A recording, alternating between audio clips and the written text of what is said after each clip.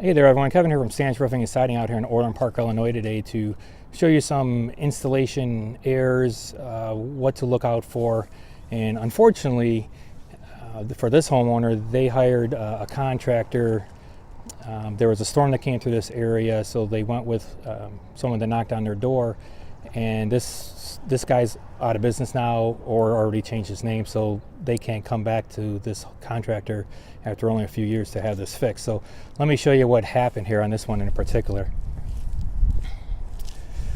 So when installing the shingles, the shingles have to be driven into the roof and the shingle at the right amount, and not overdriven, not underdriven. Underdriven, nails will stick up and they'll cause holes.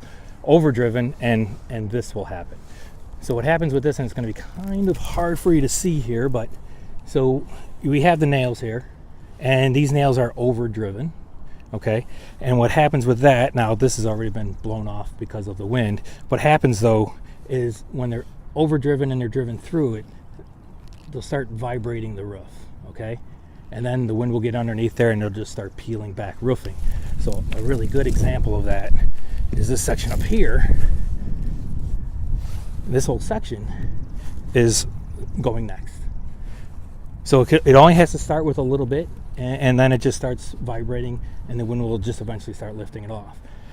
So unfortunately with this situation here on this one, I'm going to have to recommend that we actually replace this. We call it a pie, the triangle. So we're going to replace this whole section here, just because I can't trust the rest of it.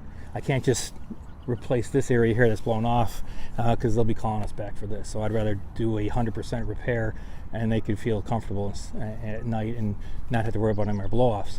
Unfortunately, if this section's installed like that, then you know the rest of the roof is installed like that too. Just hopefully the winds don't hit it, because there should hopefully be no reason to replace a 5-year-old roof. Another thing I want to point out here is a lot of my videos will talk about building codes. So building code, International Building Code, requires any chimney over 30 inches wide to have something built behind it called a saddle. So now this chimney, 30 inches is at my 30 inches is at my fingertip right there. This chimney's 48 inches wide.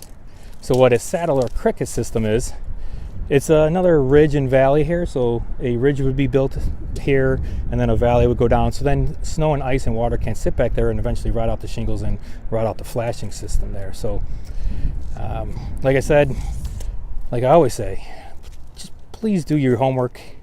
Don't just hire the first guy that comes to your door and gives you a nice smile and says all the right things to you. Know the product that they're installing. Know that they know how to install it. You have to interview them. And actually, they should be interviewing you too. Check with your local city. Educate yourself on the building codes and so forth and so on. So once again, this is Kevin from Sands Roofing and Siding. Unfortunately, having to show you another incidence of a poor contractor, bad contractor, or contractor that's just out of business. Please give us a call or visit our website. All the information will be linked below. Thank you very much and have a great day.